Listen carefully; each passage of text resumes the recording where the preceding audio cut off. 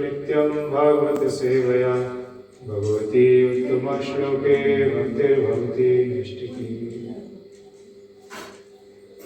हरे कृष्ण।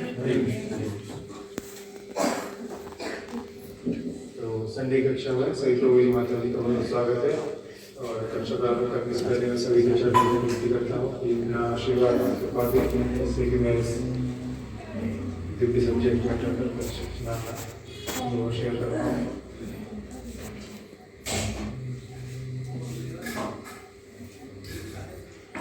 तो पिछले कुछ सप्ताहों से हमारे बीच में काफ़ी विशेष स्पीकर आ रहे थे। जैसे श्रीपाद निशांत प्रभु जी आए थे बड़ौदा से, फिर उसके बाद हैदराबाद से थे कृष्ण प्रभु। उन लोगों का सवाल था कि वैष्णव लोग आपको संग दे रहे हैं, मार्गदर्शन दे रहे हैं।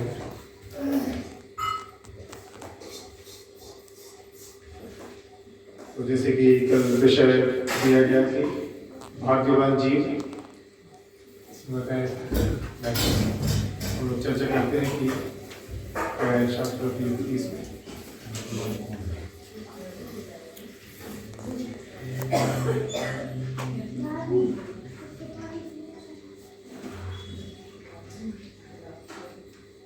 हरे कृष्ण। तो मैं बोलूँगा, आपका विषय दोहराएंगे। ब्रह्मांड भ्रमिते कोनो भाग्यवान जीव, ब्रह्मांड भ्रमिते कोनो भाग्यवान जीव, ब्रह्मांड भ्रमिते कोनो भाग्यवान जीव, ब्रह्मांड भ्रमिते कोनो भाग्यवान जीव।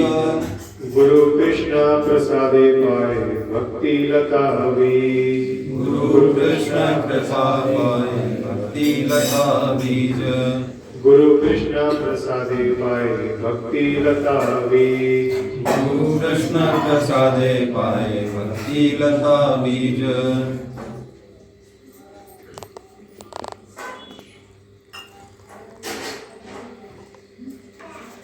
इसमें लेखक हैं कृष्णदास कविराज गोस्वामी, वो लिख रहे हैं अनुवाद तात्पर्य श्रील प्रभुपाद जी के द्वारा।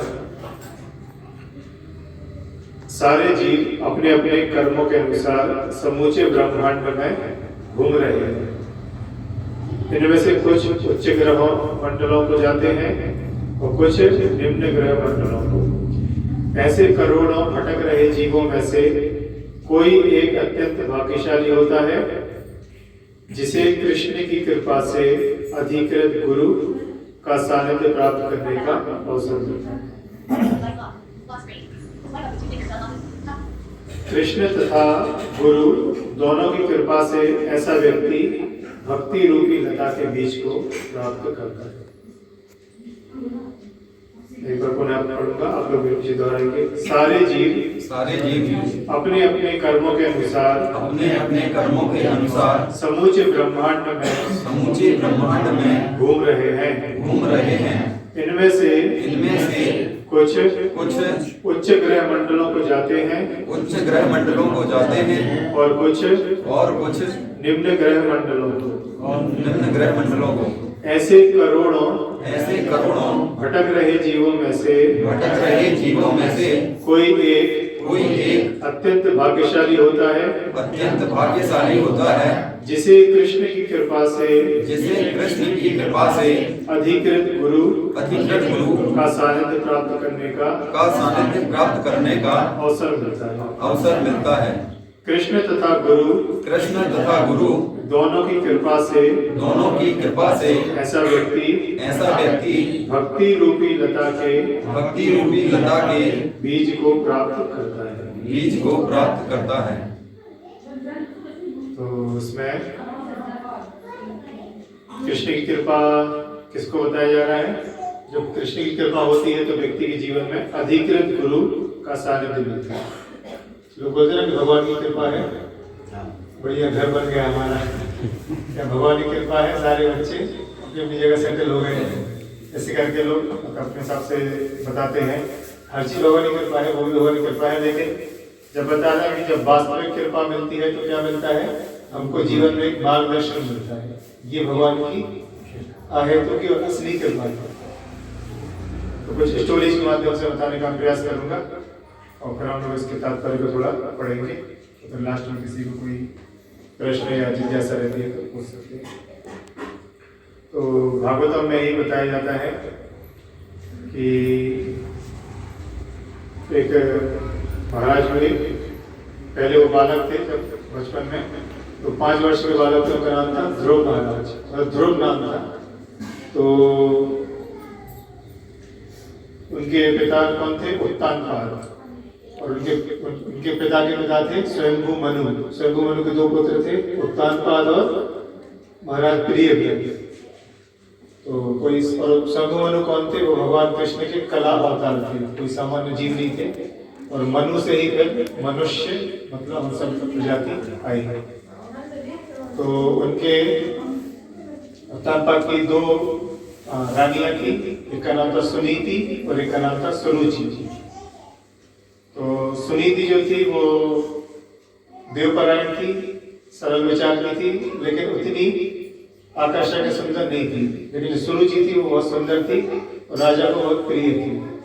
तो सुरुचि से जो पुत्र था उसका नाम था उत्तम, और जो सुनीति के पुत्र थे उनका नाम था ध्रुव। तो दोनों 5-5, 6-6 वर्ष के बालक थे। तो एक बार जैसे कि उन्होंने बताया कि राजा को सुरुचि ज्यादा प्रिय थी, तो सुरुचि रानी बैठी हुई थी, राजा थे, और रानी के गोद में उनका पुत्र था उत्तम, और दूसरी जो सुनीति थी वो राजा के अंदर के कक्षों में रहती थी, और उनका पुत्र था ध्रुव। तो 5 वर्ष का बालक ज्यादा समझता नहीं कौन किसको क्या प्रिय है। तो उसकी इच्छा हुई कि चलो पिताजी की गोद में बैठूंगा। तो जाकर राजा बैठे हुए सिंहासन पर, और उसकी इच्छा हुई कि राजा की गोद में बैठे। तो राजा लेना चाह रहे थे, लेकिन वो खुद से चढ़ नहीं पा रहा था। इतने में जो सुरुचि थी उसने ये देखा कि ये महाराज की गोद में बैठना चाह रहा है, तो उन्होंने उसको हाथ पकड़कर नीचे उतार दिया। और राजा चूंकि वहां पर विरोध कर सकते थे, लेकिन राजा भी थोड़ा आसक्त थे रानी में, तो उन्होंने भी कुछ ज्यादा उसका सपोर्ट नहीं किया। और रानी ने क्या बोला, सुरुचि ने कि अगर तुमको इस प्रकार के राज सिंहासन पर बैठना है तो तुमको मुझसे जन्म लेना चाहिए। ये 5 वर्ष के बालक से इस प्रकार की भाषा बोली गई। तो ध्रुव को लग रहा था कि शायद पिता कुछ बोलेंगे, लेकिन पिता शांत रहेंगे। शांति मतलब क्या होती है? सहमति। सब किसी से बोल दे कुछ और वो शांत रह जाए, मतलब उसे स्वीकार कर लिए। तो राजा वहां पे शांत रह गए, और ये ध्रुव थे, ये बहुत ही क्रोधित हुए, बहुत उनको गुस्सा आया। छोटे बालक थे तो रो भी रहे थे, और रोते रोते ये अपनी माँ के पास गए। तो उनकी माँ ने जब देखा कि बालक तो सच में बहुत क्रोधित है, तो उन्होंने पूछा कि क्या कारण है। तो उन्होंने बताया कि उन्होंने पूरी घटना बता दी, इस प्रकार से हुआ। तो ये सुन के जो उसकी माँ थी उसको भी बहुत क्रोध आया, वो भी तेज तेज सांसें लेने लगी क्रोध में आकर के। तो उसने बोला कि ध्रुव ने, भले वो छोटा बालक था लेकिन छात्र था कौन? क्षत्रिय खून तो रहेगा। तो उसने बोला कि मुझे भी बहुत बड़ा राज्य चाहिए, मुझे अपने पितामह से भी बड़ा राज्य चाहिए। पितामह कौन है? अभी उन्होंने बताया, मनु उनके कौन है? दादा। और उनके पिता जो है मनु महाराज को कौन है? ब्रह्मा जी। तो उन्होंने डायरेक्ट बोल दिया कि ब्रह्मा जी से ही बड़ा राज्य चाहिए। ब्रह्मा तो पूरा ब्रह्मांड के मालिक है, उससे बड़ा राज्य कौन दे सकता है? तो मानव बोला तुम्हारी इस प्रकार की इच्छा तो मैं पूरी नहीं कर सकती, लेकिन हाँ भगवान नारायण तुम्हारी इच्छा पूरी कर सकते हैं। तो उसने बोला तो नारायण कहाँ मिलेंगे? तो उन्होंने बोला कि नारायण, मैंने देखा है कि पहले ऋषि मुनि वो वन में जाते हैं तपस्या करने के लिए। तो उसने बोला ठीक है, मैं भी तपस्या करने जाऊंगा। तो उसने पहले तो सोचा कि मैं क्या करने जा रहा हूँ, लेकिन अपने मन को थोड़ा स्थिर किया, माता से आशीर्वाद दिया और फिर वो वन में निकल गया। तो जो इस प्रकार की तीव्र इच्छा देखकर भगवान ने नारद मुनि को प्रेरणा दी कि आप जाके उनको मार्गदर्शन करिए। तो नारद मुनि वहां पर प्रकट हुए। जब वो रास्ते में जा रहा था तो उसको तो मालूम था नारायण कौन है। तो जंगल में जो भी दिखे, हिरण दिखे, भालू दिखे, कोई वृक्ष दिखे, सबसे पूछे कि क्या तुम नारायण हो? क्योंकि नारायण कहाँ मिलते हैं? वन में। तो लेकिन कोई कैसे उत्तर दे नहीं रहा था। लेकिन इतनी तीव्र उत्कंठा देखकर जो नारद मुनि थे वहां पर प्रकट हुए और उन्होंने बोला कि बालक तुम इतना क्रोधित क्यों हो रहे हो। तो उसने नारद मुनि को पूरी घटना बता दी। तो वैसे तो नारद मुनि त्रिकाला के बोलते हैं, उनको सब मालूम है, लेकिन उन्होंने फिर उसको समझाया कि देखो परिवार में इस प्रकार से झगड़ा होता रहता है, लेकिन कोई ऐसे घर नहीं छोड़ता। अभी तो तुम बिल्कुल तुम्हारी खेलने कूदने की उम्र है, तुम मन में आगे तपस्या करने के लिए आए हुए हो।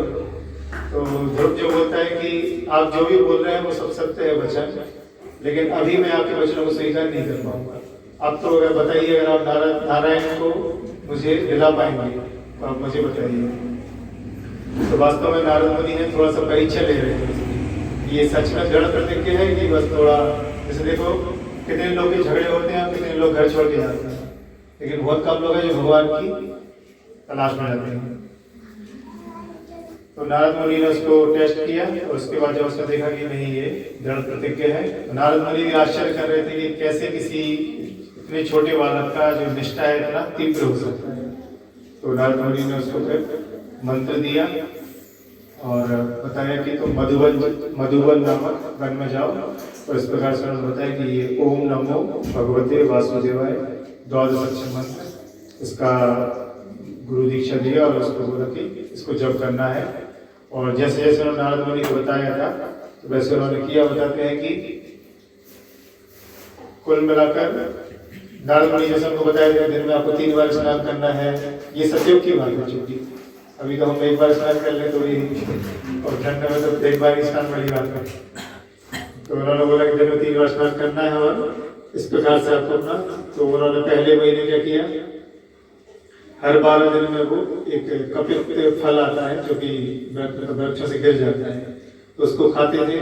फिर 12 दिन बाद, 12 दिन के अंदर से पहले महीने, दूसरे महीने में उन्होंने फल खाना बंद कर दिया और क्या किया, हर 12 दिन में थोड़ा जल ले लेते थे। फिर तीसरा महीना आया तो जल लेना बंद कर दिया।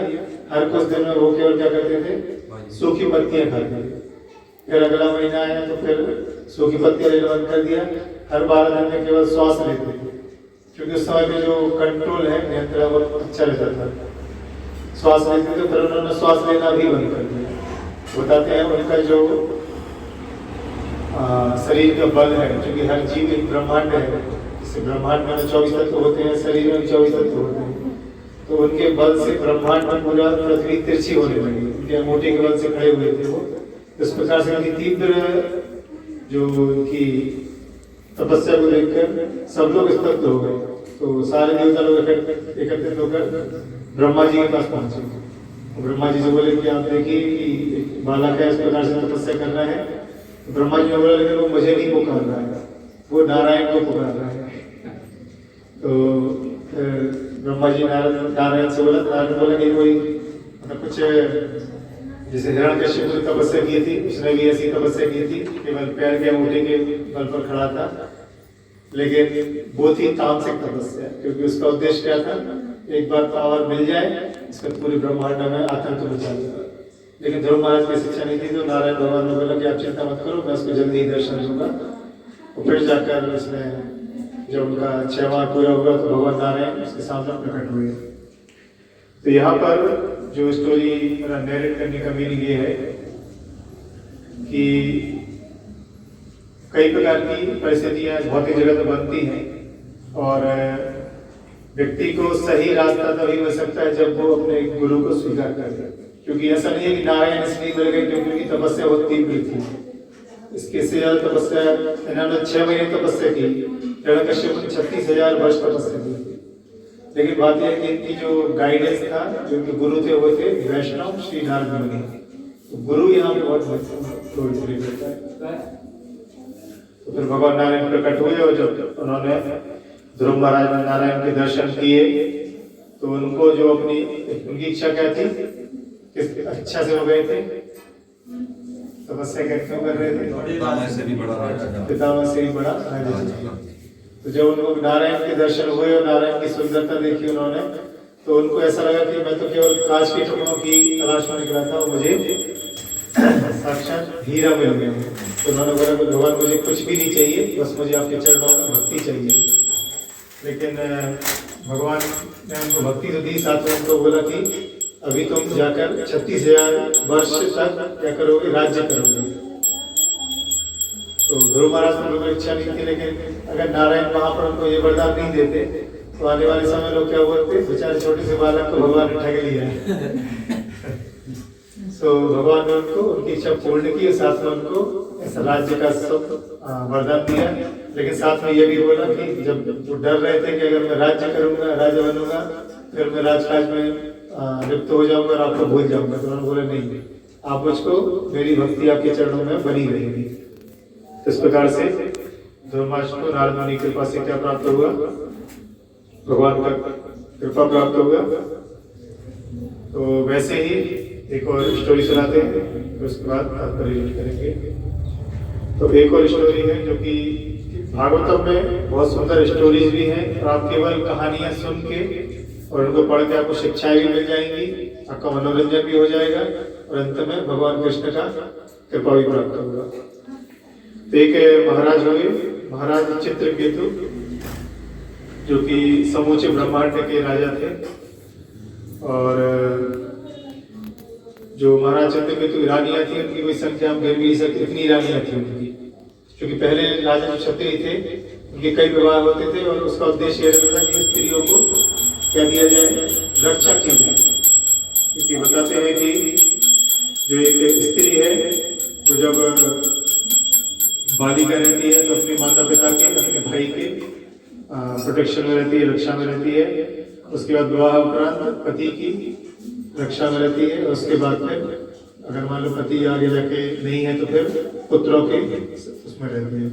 तो इस प्रकार से स्त्रियों का एक जो समाज में वैदिक कल्चर में है।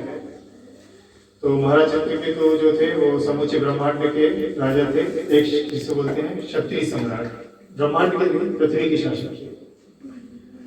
तो उनकी बहुत सारी रानियां थी, लेकिन समस्या क्या थी, किसी भी रानी से उनको पुत्र प्राप्त नहीं हुआ। कोई भी रानी इतनी समर्थ नहीं थी कि उनको पुत्र दे पाए।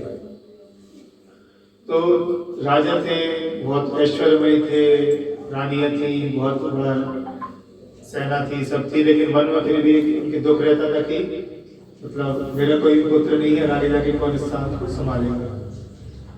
तो उदास रहते थे कुछ। तो एक बार उनके राज्य में अंगिरा ऋषि प्रकट हुए। तो अंगिरा ऋषि जो कि भ्रमण करते रहते हैं, अलग अलग लोकों में जाते रहते हैं, ऐसे शक्तिशाली जीव हैं। जब अंगिरा ऋषि प्रकट हुए तो राजा ने उनकी आवाहन की, उनको प्रणाम किया, उनसे बहुत प्रकार से उनको आशीर्वाद देने के लिए किया। तो अंगिरा ऋषि ने उनसे पूछा कि महाराज आप उदास दिख रहे हैं, इस उदासी की वजह क्या है? आपके राज्य में सब सकुशल तो है, आपकी जो प्रजा है वो आपसे संतुष्ट तो है, आपकी रानी आपसे संतुष्ट तो है। इस प्रकार से उन्होंने जो आचरण बस सारे प्रश्न पूछे। और महाराज चित्रकेतु ने बताया कि आपको तिरस्कार लग गया है और आपको सब मालूम है, फिर भी चूंकि आपने पूछा है तो मैं आपको बताता हूँ कि मेरी कई हजार रानियां हैं, लेकिन मुझे किसी से भी पुत्र प्राप्त नहीं हुआ है, और ये मेरे लिए बहुत दुख की वजह है। तो अंगिरा ऋषि ने उनको बहुत सारे उपदेश दिए कि जिसका जैसा भाग्य रहता है उसको आप बदल नहीं सकते, और सबसे अच्छा तो ये है कि जो हमारे भाग्य में हमको नेचुरली मिल रहा है उसको हम स्वीकार करें, बाकी भगवान पे छोड़ें। तो कई प्रकार से उन्होंने उपदेश दिए, लेकिन वो देख रहे थे कि राजा उनके उपदेशों को ग्रहण नहीं कर पा रहा। ठीक वैसे जैसे ध्रुव महाराज नारद मुनि के इंस्ट्रक्शन को नहीं ले पा रहे थे, जब नारद मुनि चेक कर रहे थे कि आप घर चले जाइए और ये बाल रखें। तो इस प्रकार से राजा उनको राजा संतुष्ट नहीं हुआ। फिर उसने बोला कि आप जो भी बोल रहे हैं, लेकिन मुझे अभी पुत्र प्राप्ति की तीव्र लालसा है, तो आप अगर इसमें कुछ मेरी सहायता कर सकते हैं। तो अंगिरा ऋषि समझ गए कि अभी ये दिव्य ज्ञान को धारण करने के लिए योग्य जीव नहीं है। तो उन्होंने उनको एक फल दिया और बोला कि जो भी आपकी पसंदीदा रानी है, फेवरेट क्वीन है, उसको आप ये फल दे दीजिए और काल अनुसार आपको एक पुत्र प्राप्त होगा। लेकिन वो पुत्र जाते जाते उन्होंने ये भी बोला कि जो पुत्र है वो आपके हर्ष और शोक का कारण बनेगा।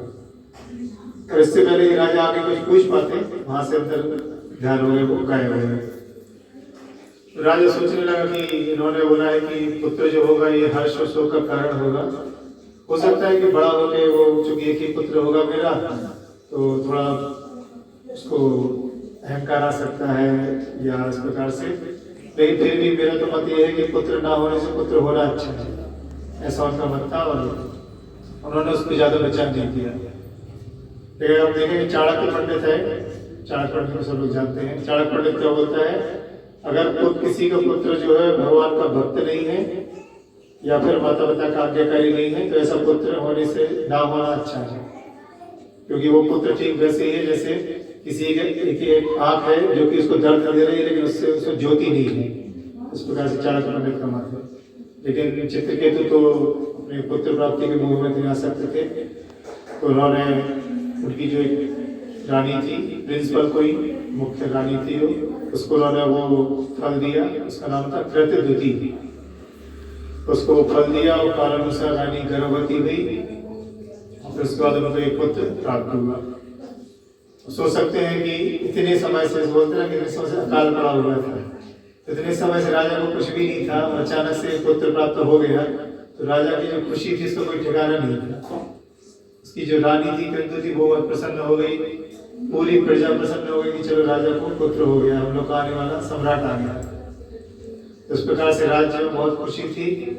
और राजा जो थे वो ज्यादा समय किसको देते थे, जो जिस रानी से पुत्र प्राप्त हुआ उस रानी को समय ज्यादा थे, उससे बहुत प्रसन्न थे। लेकिन बाकी रानियों को वो समय नहीं दे रहे थे, तो बाकी रानियां अपने आप में कैसी फील कर रही थी, कुंठित, इंसल्टेड फील कर रही थी। तो समय निकल गया, प्रजा भी परेशान थी कि राजा पुत्र वो इतना परेशान हो चुके हैं, ये तो राज्य पर भी ध्यान नहीं दे पा रहे हैं। और सारी रानियां जो इतना ईर्ष्या कर रही थी, उनको लगा कि हम तो उनको दासियों की तरह हो गए हैं और ये रानी पूरी इनका वो हुई है, चहेती हो गई है। तो फिर सारी रानियों की मीटिंग हुई, उन्होंने क्या डिसाइड किया, पुत्र को हम जहर दे देंगे। तो सारी रानियों ने मिलकर के विष लिया और उस पुत्र को दे दिया। तो जो कृतद्युति थी वो बगीचे में एक दिन टहल रही थी और दासी से टहलते टहलते उसको एकदम से स्मरण आया कि शायद मेरा पुत्र अभी उठ गया होगा। उसने दासी को भेजा, बोला कि जाओ मेरे पुत्र को लेकर के आओ। दासी ने जब वहां पर जाकर देखी तो उसके जो पुत्र था वो उसकी पूरी आंखें जो थी ऊपर चढ़ चुकी थी, वो तो मरा हुआ था। तो बहुत उसने हिलाया, तब किया, वो समझ गई कि ये तो प्राण इसका चला गया है। तो दासी बहुत रोने लगी, लड़ने लगी, अपनी सीने को पीट रही थी कि मैं तो मर गई। इस प्रकार से बहुत दासी की चीत्कार सुनकर रानी तुरंत दौड़ के आई। रानी ने दृश्य देखा, रानी रोने लगी, बेहोश हो गई। धीरे धीरे धीरे ये खबर राजा तक पहुंची। राजा उस समय अपने रॉयल कोर्ट में थे, राज सिंहासन पर। उनको जैसे पता चला कि पुत्र मर गया है तो तुरंत वो राज सिंहासन पर ही बेहोश हो गए। फिर उनको थोड़ा चेतना आई, फिर वहां से निकले, मुकुट उनका वहीं गिर गया। जा रहे थे, इतने आंसू आ रहे थे राजा के, उनको रास्ता भी नहीं दिख रहा था। फिर गिर रहे थे, अचेत हो रहे थे, फिर उठ रहे थे। ऐसे करते करते वो अंदर जो चैम्बर्स होते वहां पहुंचे। वहां पे देखा, रानी का हाल देखा, दासियां रो रही थी, पुत्र मरा हुआ पड़ा था। तो ये देखकर राजा की फिर चेतना चली गई, फिर वो जमीन पर गिर पड़े। इस प्रकार से जबकि बताते हैं राजा कभी भी इतना भावुक नहीं हो सकता। जैसे जज है, जज भी अगर भावुक हो जाए तो कैदियों को सजा कौन सुनाएगा या सही और गलत का निर्णय कौन लेगा। तो चाणक्य पंडित के अनुसार बताते हैं जो देश का राजा है उसको 4 घंटे से अधिक शयन नहीं करना चाहिए, सोना नहीं चाहिए, क्योंकि ज्यादा सोने से चेतना क्या हो जाती है, तमोगुण में चली जाती है। जैसे हम लोग का भी अनुभव है, दोपहर में कभी कभी हम लोग लेटते हैं, थोड़ा रिफ्रेश हो जाएंगे, लेकिन अगर 2-3 घंटे लेट गए तो फिर वो रिफ्रेश नहीं हो, उठते हैं तो और हालत बैंड हो जाती है। तो चाणक्य पंडित का वचन है कि राजा जो है वो इस प्रकार से अलर्ट होना चाहिए। जैसे हम देखते हैं हमारे प्रधानमंत्री जी भी बहुत कम सोते हैं और 3-4 बजे उठ के फिर योग करते हैं, तब जाके वो उतना नेतृत्व कर पा रहे हैं। तो राजा की जो स्थिति थी बहुत ही बुरी थी। आइडियली राजा को सबको वो देना था, हौसला देना था, लेकिन राजा ही यहाँ पर बिगड़ चुके थे। तो फिर पुनः कौन प्रकट हुए वहां पर, अंगिरा ऋषि। लेकिन इस बार वो अकेले नहीं है, इस बार किसको लेकर आए, वो श्री नारद मुनि को। तो वहां पर अंगिरा ऋषि नारद मुनि प्रकट हुए। उन्होंने बोला देख करके कि राजन तुम इतना शोक मग्न क्यों हो, तो ये उनको देखकर पहचान नहीं पाए कि यही वो व्यक्ति है जिनसे हमको पुत्र प्राप्त हुआ था। मुझे ने बोला था ये हर्ष और शोक का कारण बनेगा।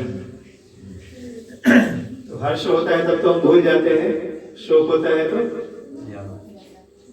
तो जैसे बताते हैं कि एक व्यक्ति था तो उसने कुछ ऐसा आयोजन किया कि बहुत सारे गरीबों को कुछ भोजन मिले। तो बहुत सारे गरीब रहते थे तो उसको उनके लिए भोजन की व्यवस्था की, तो जैसे पैकेट बना के देते हैं उस प्रकार से देते थे। जो व्यक्ति सबको भोजन देता था वो ऊपर खड़े होकर के देखता रहता था कि हाँ लोगों को जितने भी गरीब आ रहे हैं सबको पैकेट मिलते जा रहे हैं, लेकिन कोई ये नहीं पूछता था कि ये देख कौन रहा है, बस लेते थे चले जाते थे, लेते थे चले जाते थे। तो उसने सोचा कि यार मैं दे तो रहा हूँ लेकिन थोड़ा जैसे होते ना कि रजो बड़ी दाम, मुझे नाम भी तो होना चाहिए, मेरे नाम से हरि बोल हो थोड़ा। तो उसने एक बार क्या किया, जब वो सब लोग पे लाइन लग गई खाना लेने के लिए, इसके बाद पैकेट ना देने ऊपर से पत्थर मरवाना चालू किया। जैसे ही पत्थर पड़े तो सारे लोग देखते कौन है। वैसे हमारी स्थिति है कि जब हमको सब अच्छा मिलता रहता है तो हम पूछते नहीं भगवान है कि नहीं है, कौन है। जैसे कुछ महामारी कोरोना कोविड ऐसी परिस्थिति में फिर लोग बोलते कहाँ है भगवान। उस समय पर जैसे कोरोना बहुत चल रहा था तो लोग बोलते ना कि भगवान देखता नहीं है तो भगवान है नहीं। तो ऐसे और ये मंदिरों की आवश्यकता क्या है, क्योंकि कोरोना में लोग मर रहे हैं, मंदिर क्यों बनाए गए। तो एक ने मोबाइल पर स्टेटस पढ़ रहा था, मैं स्टेटस डाला था कि भगवान सब जगह है तो मंदिर की आवश्यकता नहीं है, वैसे ही ऑक्सीजन सब जगह है तो सिलेंडर की आवश्यकता क्यों हो रही है अभी। उस समय सिलेंडर की महामारी दमों का तो नाम तो पेपर में आ रहा था। तो हर चीज का एक सोर्स रहता है, पानी है सब जगह है, ऑक्सीजन है, हाइड्रोजन है, लेकिन पानी पीना है तो फिर गिलास में पानी चाहिए। वैसे भगवान सब जगह है, परमात्मा रूप में ये सच है, लेकिन भगवान की अनुभूति जब हो सकती है जब हम भगवान के मंदिर में जाएंगे, उनके दर्शन करेंगे, उनका प्रसाद लेंगे, भक्तों का संग करेंगे। तो इस प्रकार से वहाँ पे अंगिरा ऋषि नारद मुनि पहुंचे, उन्होंने महाराज चित्रकेतु की हालचाल पूछा। तो चित्रकेतु महाराज पूरे शोक सागर में डूबे हुए थे और उन्होंने उनको बताया। तो नारद मुनि ने एक वहां पर मैजिक किया, जादू। हम लोग को मैजिक देखना बहुत अच्छा लगता है। नारद मुनि ने वहां पर एक मैजिक किया। क्या किया, जो उनका पुत्र मरा हुआ था उस जीवात्मा को उन्होंने शरीर में प्रवेश करा दिया और वो पुत्र जो था वो एकदम से उठकर बैठ गया। लेकिन अभी जो पुत्र था वो उनका वो पुत्र नहीं था जो पहले था, अभी वो पूर्ण रूप से कॉन्शियस हो गया, चेतन हो चुका था नारद मुनि के पास से। तो उन्होंने नारद मुनि को बोला कि पुत्र तुम अपने आश्रम आए माता पिता को छोड़कर क्यों जा रहे हो, और अभी रुको इस शरीर में और इस राज्य का भोग करो, राजा बनोगे जा करके, और तुम इस प्रकार से क्यों जा रहे हो। तो जो जीवात्मा था उसने क्या बोला, माता पिता, कौन से माता पिता, जिस मैं अभी जहाँ जन्म लेने जा रहा हूँ वो माता पिता, जिनको मैं छोड़ के आया हूँ वो माता पिता, या पिछले जन्म के माता पिता। क्योंकि मैं तो एक जीवात्मा हूँ जो कि कई शरीरों में क्या कर रहा हूँ, यात्रा कर रहा हूँ। कभी मैं पशु योनि में था, कभी जीव योनि में था, कभी देव योनि में था, कभी वृक्ष योनि में था। ये दोनों किस जन्म के माता पिता है। तो इस प्रकार से जब उसने बहुत सारे उपदेश किए, वो मैं आगे पढ़ूंगा। तो ये सब उपदेश सुनकर जो राजा थे उनका पूरा मोह जाता रहा। राजा फिर चेतन आए। बताते हैं कि जो रानियां जिन्होंने विष दिया था वो रानियां बहुत लज्जित हुई, उन्होंने स्वीकार किया कि हम लोगों ने ऐसा कार्य किया था, और उन्होंने बोला हमको वैसा पुत्र नहीं चाहिए। तो इस प्रकार से उनका जय श्री राधा गिरधारी भगवान की जय। तो उसके बाद नारद मुनि ने पुनः उनको एक मंत्र दिया महाराज चित्रकेतु को, और उन्होंने बोला कि इसको अगर आप 7 दिन 7 रात एकाग्र होकर जब करेंगे तो आपको भगवान की कृपा प्राप्त होगी, और जो भगवान के जो दूत भ्रमण करते रहते हैं वो आपको दर्शन होना प्रारंभ होंगे। तो नारद मुनि ने उनको स्वीकार किया। तो इस प्रकार से बताते हैं कि हमको भी इसमें, चूंकि आज का टॉपिक क्या है कि भाग्यवान कौन है, तो भाग्यवान कोई भी हो सकता है, लेकिन भाग्यवान होने के लिए कुछ योग्यता होना आवश्यक है। जैसे कि चित्रकेतु में प्रारंभ में योग्यता नहीं थी तो उनको अंगिरा ऋषि ने दिव्य उपदेश दिए लेकिन नहीं गए। जैसे कोई मान लो कोई बताते हैं कि व्यक्ति भिक्षा लेने गया था, तो एक माता जी उनको खीर देना चाह रही थी, लेकिन उनका पात्र देखा तो पात्र में बहुत गंदगी थी। तो नो बोला इस पात्र में अगर मैं खीर डालूंगी तो पात्र क्या हो जाएगा, खीर अपवित्र हो जाएगी। तो वैसे ही हमारे मन बहुत दूषित रहते हैं। दूषित मन में कई बार लोग बोलते हैं ना कि प्रभु जी हम भी तो पढ़ रहे हैं भगवत गीता लेकिन हमको समझ में नहीं आ रही। क्यों नहीं आ रही? अभी हमको इतना, इसलिए श्री चैतन्य महाप्रभु जो है उन्होंने विशेष कृपा की है कि ठीक है हम अपने योग्य नहीं है तो योग्यता कैसे आएगी? योग्यता भी आएगी भगवान का नाम जप करके। हरे कृष्णा कृष्ण कृष्ण हरे हरे, हरे राम राम राम हरे हरे। जब इस प्रकार से अपने मन को मंत्र में लगाएंगे फिर मन जो है वो दूषित कलमशों से मुक्त होगा। तो इस प्रकार से बताते हैं कि योग्यता गुरु से ही आती है और उस योग्यता के बल पर फिर हम क्या कर सकते हैं, भगवान को प्रसन्न कर सकते हैं। ठीक है, तो इसको मैं थोड़ा तात्पर्य पढ़ता हूँ, अगर किसी को कोई प्रश्न जिज्ञासा होगी तो देंगे। तात्पर्य श्री प्रभुपाद जी के द्वारा, जब हम ब्रह्मांड कहते हैं तो हमारा आशय समूचे ब्रह्मांड से या करोड़ों ब्रह्मांड के समूह से होता है। सारे ब्रह्मांडों में असंख्य ग्रह होते हैं और इन ग्रहों में जल, स्थल तथा वायु में असंख्य जीव बसते हैं। करोड़ों तथा अरबों जीव सभी जगह हैं और ये सभी माया द्वारा जन्म जन्मांतर अपने सकाम कर्मों के फलों को भोग रहे हैं। यह तो भौतिक रूप से बद्ध जीवों की स्थिति है। यदि हम असंख्य जीवों में से कोई वास्तव में भाग्यवान होता है तो वह कृष्ण की कृपा से प्रमाणित गुरु के संपर्क में आता है। कृष्ण हर एक के हृदय में स्थित है और यदि मनुष्य कुछ चाहता है तो कृष्ण उसकी इच्छा की पूर्ति करते हैं।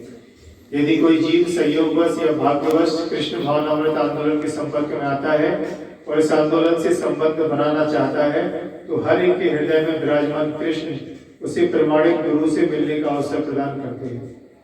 यह गुरु कृष्ण प्रसाद कहलाता है। प्रसाद मतलब कृपा। कृष्ण सारे जीवों पर अपनी कृपा प्रदान करना चाहते हैं और जो ही जीव भगवत कृपा की कामना करता है त्यों ही भगवान तुरंत ही उसे प्रमाणिक गुरु से मिलने का अवसर प्रदान करते हैं। ऐसा भाग्यशाली व्यक्ति कृष्ण तथा गुरु दोनों का संरक्षण पाता है। उसे भीतर से कृष्ण सहायता देते हैं और बाहर से गुरु। दोनों ही निष्ठावान जीव को इस भवबंधन से मुक्त होने में सहायता करने के लिए प्रस्तुत रहते हैं। कोई किस तरह इतना भाग्यवान बन सकता है इसे हम श्री नारद मुनि के जीवन में देख सकते हैं। अभी नारद मुनि का जीवन बताया जा रहा है कि नारद मुनि कैसे। नारद मुनि अपने पूर्व जन्म में दासी के पुत्र थे। यद्यपि वे प्रतिष्ठित कुल में नहीं जन्मे थे किंतु सौभाग्यवश उनकी माता कुछ वैष्णवों की सेवा करती थी। जब ये वैष्णव चातुर्मास में विश्राम कर रहे थे तब बालक नारद को इनकी कृपा प्राप्त करने का सौभाग्य प्राप्त हुआ। ये वैष्णव दयावश इस बालक को अपने शेष बचा हुआ भोजन दे दिया करते थे। उनकी सेवा करने तथा उनकी आज्ञा पालन करने से यह बालक उन वैष्णव का कृपा पात्र बन गया और वैष्णवों की अज्ञात कृपा से वह धीरे धीरे शुद्ध भक्त बन गया। अगले जन्म में यह बालक नारद मुनि बना जो वैष्णवों में सर्वोच्च तथा सबसे महत्वपूर्ण गुरु एवं वैष्णवों के आचार्य थे। नारद मुनि के पद चिन्हों पर चलकर यह कृष्ण भावनामृत आंदोलन मतलब इस्कॉन, नारद मुनि के पद चिन्हों पर चलकर यह कृष्ण भावनामृत आंदोलन हर व्यक्ति को कृष्ण के संपर्क में आने का अवसर प्रदान करके मानवता की सेवा कर रहा है। जो कोई भाग्यशाली होता है वह इस आंदोलन से तुरंत जुड़ जाता है। तब कृष्ण की कृपा से उसका जीवन सफल हो जाता है। हर व्यक्ति में सुप्त कृष्ण भक्ति होती है, कृष्ण के लिए प्रेम होता है और अच्छे भक्तों की संगति में वह प्रेम प्रकट हो जाता है। जैसे कि चैतन्य चरितामृत में श्री कृष्णदास कविराज गोस्वामी लिखते हैं, नित्य सिद्ध कृष्ण प्रेम साध्य कबू नय। मेरे भी दोहराई, नित्य सिद्ध कृष्ण प्रेम साध्य कबू नय। श्रवण आदि शुद्ध चित्ते करवे उदय। आदि शुद्ध चित्ते करवे उदय। हर एक के भीतर कृष्ण के प्रति सुप्त भक्ति होती है। केवल भक्तों की संगति से करने से, उनके सत उपदेश सुनने से तथा हरे कृष्ण कृष्ण कृष्ण हरे हरे, हरे राम राम राम हरे हरे इस मंत्र की कीर्तन मात्र करने से मनुष्य का कृष्ण का सुप्त प्रेम जागृत हो जाता है। इस तरह मनुष्य को भक्ति का बीज प्राप्त होता है। गुरु कृष्ण प्रसाद पाए भक्ति लता बीज। वास्तव में हम पे बताया गया कि भाग्यवान व्यक्ति कौन है, जो कि जिसको कृष्ण की कृपा से गुरु का सानिध्य प्राप्त होता है। बता रहे हैं बाहर से कृष्ण, अंदर से कृष्ण कैसे सहायता करते हैं? कृष्ण सबों के हृदय में उपस्थित परमात्मा रूप में। जैसे कि कैमरा होता है, कैमरे में सब आ जाता, सब रिकॉर्ड हो जाता है, वैसे ही कृष्ण हमारी सारी इच्छाएं देखते रहते हैं और देखते हैं कि जब कोई जीवात्मा यह इच्छा करता है कि मुझे भगवान को प्राप्त करना है, भगवान के प्रति सेवा करना है, तो ये देखते हुए उसको फिर गुरु को प्रेषित करते हैं। इस ध्रुव महाराज को बताते हैं, जिसकी स्टोरी बता रहा था मैं, कि वास्तव में जो ध्रुव जो बालक था वो पूर्व जन्म में क्या था, तो एक सन्यासी था। पद्म पुराण में इसकी डिटेल आती है और बहुत कम उम्र में वो सन्यास ले लिए थे। तो क्या हुआ, एक बार एक राजकुमार उनकी क्या करने आया, प्रणाम करने आया और उनकी कृपा लेने आया। तो राजकुमार भी युवा था, ये भी युवा थे, तो उसको देखकर इनके अंदर ऐसी इच्छा हुई कि मैं भी इस प्रकार से हो सकता हूँ। जैसे बोलते हैं कृष्ण क्या है, कृष्ण समझ जाते हैं, तो उनको अगला जन्म फिर ऐसा मिला कि उनको ये इच्छा बनी रही कि मैं और बड़ा राजा बनूंगा, शासक बनूंगा। इसलिए बताते हैं कि बहुत सावधान रहना चाहिए कि हमारे मन में, हृदय में क्या इच्छाएं चल रही है। कि कृष्ण क्या है, उपद्रष्टा अनुमंता चा बढ़ता भोक्ता महेश्वरा। उपद्रष्टा भी है और अनुमंता भी है। क्या हृदय में इच्छा चल रही है वो देखते भी है, कैसे वो पूर्ण होगी वो भी वो अंदर से गाइड करते हैं। लेकिन जब कोई ये इच्छा करता है कि मेरे जीवन कोई गुरु आएगा, तो भगवान मेरी इच्छा की पूर्ति करते हैं। और गुरु कौन है? गुरु मतलब जो भगवान का शुद्ध भक्त है। गुरु मतलब ऐसा नहीं है कि बड़ी दाढ़ी है या और भी कई पहचान होती है। गुरु मतलब होता है जो भगवान की सेवा में 24 घंटे लगा रहता है, वो वास्तव में गुरु है। तो ये प्रभुपाद ने सबसे सरल परिभाषा दी है। हरे कृष्णा। तो 12:50 हो गया है। क्लास से कोई किसी को महत्वपूर्ण बिंदु है तो बता सकते हैं कि ये बात अच्छी लगी, सीखी, या कोई जिज्ञासा प्रश्न है तो बता सकते हैं।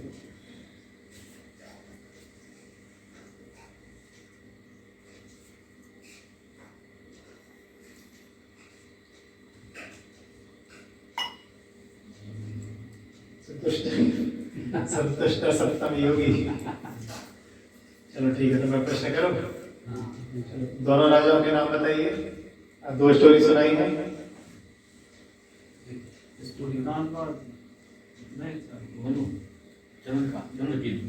जो आज की हीरो, जो भी आज की स्टोरी के हीरो थे, दूसरे राजा कौन थे? राजा चित्रकेतु। ये चित्रकेतु कोई सामान्य व्यक्ति नहीं है। चित्रकेतु बहुत महान राजा थे। और जब आप भागवतम पढ़ेंगे तो एक्चुअली इनको इतना सब मिलने के बाद इनको फिर से एक बार जन्म हुआ था, क्योंकि इन्होंने कुछ वैष्णव अपराध कर दिया था। उस कारण से फिर इनको वृत्तासुर नामक असुर बनना पड़ा। तो बताते हैं कि ये इतनी विशेष कथा है इसकी कि भागवतम क्यों प्रसिद्ध है, क्योंकि उसमें वृत्तासुर की कहानी है, ऐसा एक पुराण में आता है। तो दूसरा राजा थे राजा चित्रकेतु। ठीक है। ध्रुव महाराज को भगवान की प्राप्ति क्यों हो पाई? उनको समर्थ गुरु की प्राप्ति हुई जी। और उसके बाद उनके कारण उन्होंने जो मंत्र दिया गुरु ने, उनका उन्होंने पालन किया। तो केवल गुरु स्वीकार करना ही आवश्यक नहीं, वो पर्याप्त नहीं है कि हमने गुरु बना लिया है और गुरु हमारे नाम की माला करेंगे। दीक्षा ले ली है, अब क्या हो गया, कांटेक्ट हो गया है। लेकिन दीक्षा के साथ कुछ नियम भी होते हैं। अगर आप वो नियम तोड़ रहे हैं तो कांटेक्ट फेल हो जाएगा। कंडीशन रहती है ना, जैसे स्कॉल में कंडीशन रहती है कि मांसाहार नहीं, नशा नहीं, अवैध संग नहीं और जुआ नहीं, और साथ में 16 माला जप। जैसे डॉक्टर प्रिस्क्रिप्शन लिखता है ना, ये वाली गोली सुबह दोपहर शाम, जैसे प्रभुपाद ने प्रिस्क्रिप्शन लिखा 4 नियम 16 माला लाइफ टाइम। जब आप पूरी तरीके से करेंगे तो फिर बोलते हैं कि मान लो अंत समय में स्थिति ऐसी नहीं रही कि हम भगवान को याद नहीं कर रहे, तो समय भगवान हमको याद करते हैं। जो बच्चा साल भर पढ़ा हुआ है उसको अगर अंत में पढ़ाई का अवसर नहीं मिला तो वो इतना लिख के आ जाएगा कि पास तो हो जाएगा या अच्छा रैंक मिल जाएगा। इसे थोड़ा मटेरियल एग्जाम्पल दे रहा हूँ। जैसे सब लोग जानते हैं हमारी इंडियन क्रिकेट टीम के कैप्टन कौन थे कुछ समय पहले? महेंद्र सिंह धोनी। धोनी का एक बार कहीं टेस्ट खेलने जाना था क्रिकेट, तो पिताजी से बोला कि पिताजी कल एग्जाम है लेकिन आज मुझे क्रिकेट खेलने जाना है, तो क्या मैं जा सकता हूँ, मतलब इम्पोर्टेंट मैच है। तो पिताजी ने उनके अच्छे आंसर दिए, बोले देखो बेटा, अगर तुमने साल भर पढ़ाई करी है तो तुम अगर आज नहीं भी पढ़ोगे तो तुम्हें कोई फर्क नहीं पड़ने वाला, तुम जा सकते हो। और अगर साल भर पढ़ाई तुमने नहीं की तो भी आज कोई फर्क नहीं पड़ने वाला आज की पढ़ाई करने से। तो वैसे हमको जो अवसर मिला हुआ है कि हमको भगवान का इतना अच्छे से, उसमें लिख रहा है ना कि जो भाग्यवान जीव है वो इस प्रकार से गुरु के संपर्क में आते हैं। प्रभुपाद जी संपर्क में हम लोग की पुस्तकों के माध्यम से आ रहे हैं। और जो ये सेंटर बने हुए हैं ये कोई सामान्य सेंटर नहीं, मान के चलना कि वृंदावन का एक्सटेंशन है। यहाँ पर जो भी हो रहा है सब कृष्ण संबंधित है। यहाँ पर चर्चा हो रही है कृष्ण की, ये ग्रंथ है कृष्ण के, विग्रह है कृष्ण के, प्रसाद बन रहा है किसके लिए, हमारे लिए। तो यहाँ पे सब कुछ कृष्णमय है। तो ये क्या है, वृंदावन। प्रभु जी वो गुरु कृपा कैसे प्राप्त करें?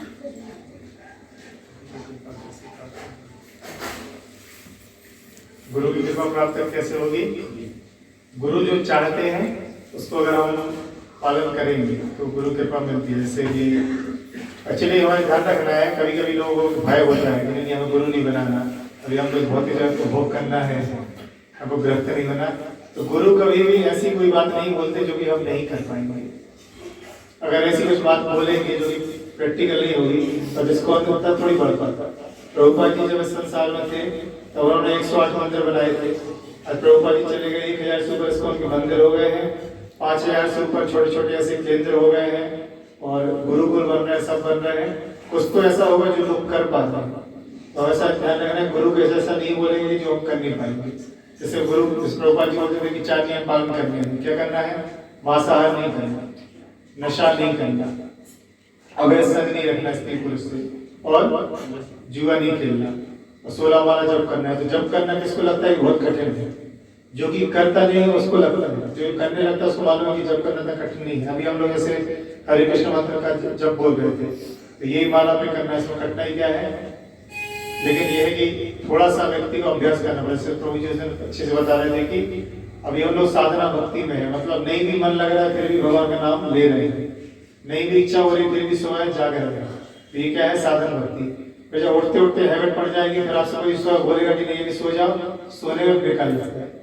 जिनकी हैबिट पड़ गई सुबह घूमने की या जब करने की, उनको आप बोलोगे कि सुबह लेट उठो, वो नहीं उठेगी। तो शुरू में थोड़ा सा बेस्ट जैसा लगता है, फिर बाद में क्या लगता है, अमृत जैसा। तो गुरु की कृपा प्राप्त करने का ये है कि गुरु जो हमको मार्गदर्शन दिए हैं, जैसे प्रभुपाद जी ने दिया है कि शास्त्रों को पढ़ना है, भगवान के नाम का जप करना है, जो भगवान को अर्पित हो गए उसी को प्रसाद के रूप में लेना है, ऐसा कुछ नहीं लेना है जो कि भगवान कृष्ण को अर्पित ना हो। और साथ में ये हो गया हमारी भक्ति। इसके बाद जो हमको थोड़ा बहुत मालूम है इसको लोगों को थोड़ा बताना, आचार और प्रचार, ये 2 चीजें करेंगे तो गुरु की कृपा प्राप्त होगी। और कोई इसमें ऐड करना चाहते हैं? एक शंका थोड़ी वो जो ध्रुव महाराज को जो गोदी में पिताजी की गोदी में नहीं बैठने दिया था, माता सुरुचि के कारण, और उन्होंने मांग की, ध्रुव महाराज ने, उनकी मांग थी कि हमें अपने पिता से भी बड़ा लोग चाहिए, ब्रह्मा जी से भी। तो जिस प्रकार की जो मन में इच्छा थी उसका बेस क्या था?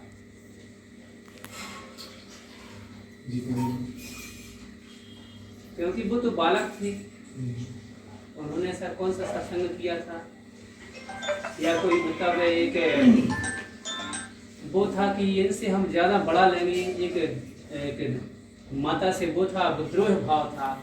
मतलब कारण क्या था कि उनको लगा कि हमें ब्रह्मा जी से भी बड़ा लोग मिले।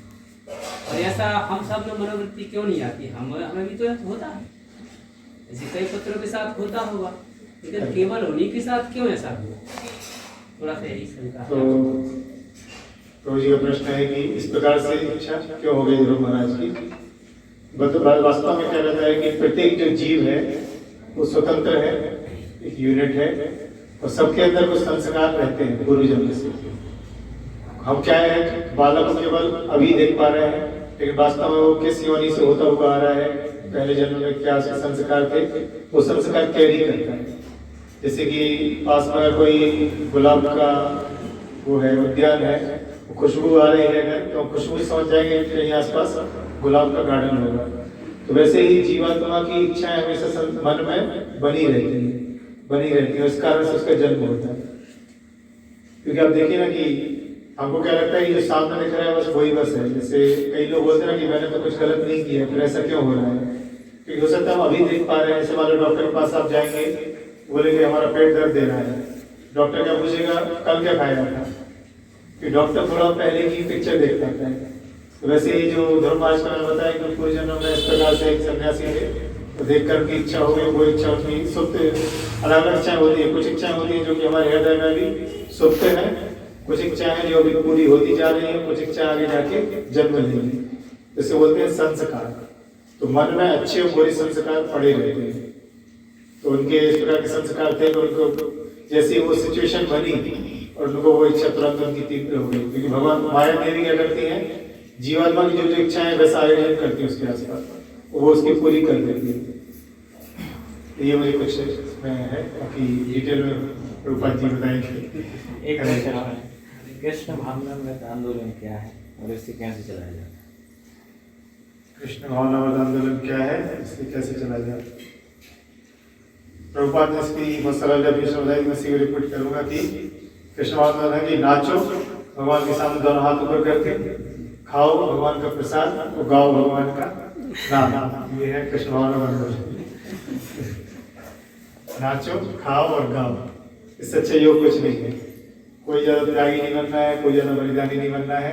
जैसा जैसा ये आंदोलन सिखाते जा रहे हैं, प्रभुपाद जी बताते जा रहे हैं, उतना पर्याप्त है हमारे लिए। हरे कृष्ण। हरे कृष्ण।